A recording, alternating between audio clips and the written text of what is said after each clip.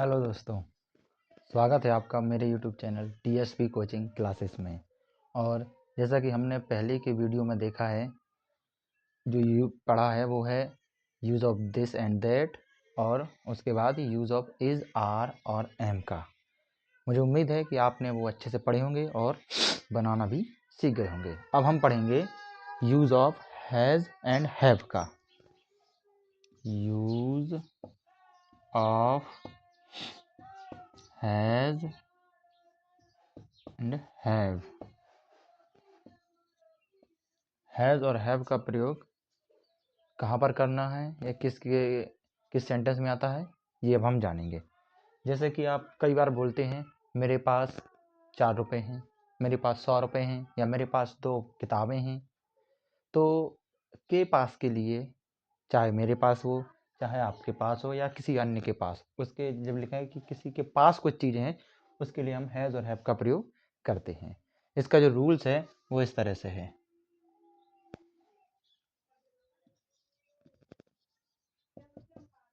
सबसे पहले हम अपना सब्जेक्ट लेंगे। सब्जेक्ट यानी जिसके पास वस्तुएं हैं वो होगा। उसके बाद हैज़ या हैव होगा, और फिर हमारा ऑब्जेक्ट रहेगा। ऑब्जेक्ट हमारी वो वस्तुएं हो सकती हैं जो हमारे पास हैं। अब जैसे, लेकिन इसमें अब हैज़ है और हैव है। अब हैज़ किसके साथ प्रयोग करेंगे और हैव किसके साथ, इसके लिए 2 नोट हैं जो आपको याद रखने हैं। नोट नंबर फर्स्ट कि ही, शी, इट और नाम के साथ, नाम या इसी को हम कह सकते हैं एक वचन कर्ता, एक वचन कर्ता या किसी का नाम के साथ हैज़ का प्रयोग करते हैं। प्रयोग करते हैं। और नोट नंबर 2, आई हो, यू हो, वी हो, ते हो और बहुवचन करता हो। बहुवचन करता, इन सबके साथ हैव का प्रयोग, हैव का प्रयोग करते हैं। ये हमारे बेसिक कुछ रूल्स और नियम हैं जिनको हमें ध्यान में रखना है, क्योंकि इन्हीं के अनुसार हमारे ये इसके जो आगे के वाक्य बनेंगे। जैसे एग्जाम्पल आ जाए, मेरे पास एक छाता है। क्या है? मेरे पास एक छाता है। तो मेरे के लिए, यानी मैं अपने लिए कह रहा हूँ, तो उसके लिए मुझे आई का प्रयोग करना होगा। आई।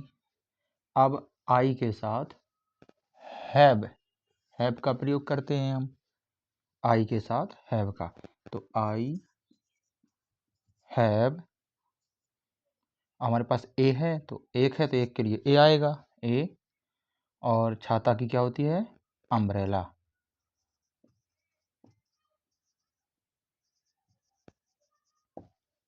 अब यहाँ पर समझने वाली बात एक ये है कि यदि हमारा जो ऑब्जेक्ट है, इसकी मीनिंग्स की शुरुआत हमारी वोवेल से हो रही है, स्वरों से, अंग्रेजी के स्वरों से, जो कि 5 होते हैं। कौन कौन? ए, ई, आई, ओ, यू। ये हमारे अंग्रेजी के क्या होते हैं? स्वर होते हैं। और बाकी सब जो 21 बचे वो हमारे व्यंजन होते हैं।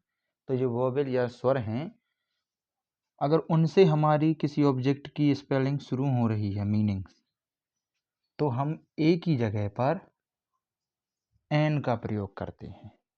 किसका? एन का। जो कि हमारी अम्ब्रेला में यू से शुरू हो रहा है, और यू हमारा स्वर है अंग्रेजी का। तो यहाँ ए एक के लिए ए ना आके एन आएगा, यानी आई हैव एन अम्ब्रेला। ये सिर्फ तब इस्तेमाल करते हैं एन का प्रयोग जब यहाँ एक हो और यहाँ पर स्वरों में से कोई एक अक्षर दिया गया हो शुरुआत में, तब। जैसे दूसरा देखें एग्जाम्पल, तुम्हारे पास एक गेंद है, एक गेंद है, ठीक है। अब देखो जैसे तुम्हारे के लिए है तो तुम के लिए यानी हम यू का प्रयोग करेंगे, यू, और यू के साथ भी हम हैव का प्रयोग करेंगे, तो हैव एक के लिए ए होगा और गेंद के लिए बॉल। अब देखो यहाँ पर बी से शुरू हुआ है हमारा ऑब्जेक्ट जो कि स्वर नहीं है, तो हम ए के लिए ए ही रहने देंगे। अगर ये भी ए ई आई ओ यू इनमें से किसी एक से शुरू होता तो हम एन लगाते फिर। अब देखते हैं हैज के लिए, जैसे आ जाए तीसरा, रवि के पास एक आम है, तो देखो रवि है तो इसके लिए रवि आएगा, और रवि यानी किसी का नाम है और नाम के साथ हम हैज़ का प्रयोग करेंगे, तो रवि हैज़ एक के लिए ए आएगा और आम के लिए मैंगो, तो रवि हैज़ आ मैंगो। तो इतना उम्मीद करते हैं कि सही से समझ आ गया होगा। अब हम आपको बनाने के लिए देते हैं जो आप बनाएंगे, और उम्मीद करते हैं उसकी प्रैक्टिस बराबर करते रहेंगे।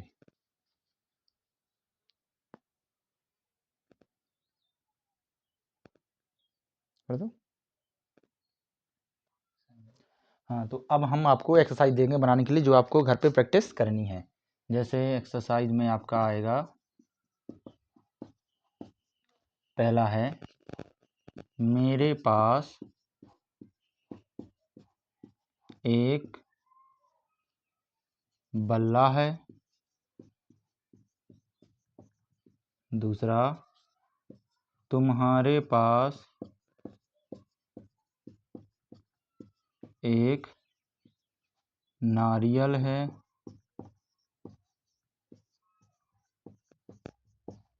तीसरा मोहन के पास एक बैग है, और चौथा हमारे पास एक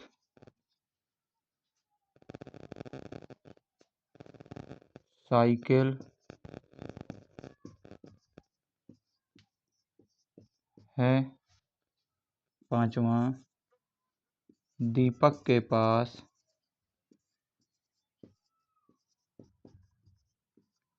एक घड़ी है।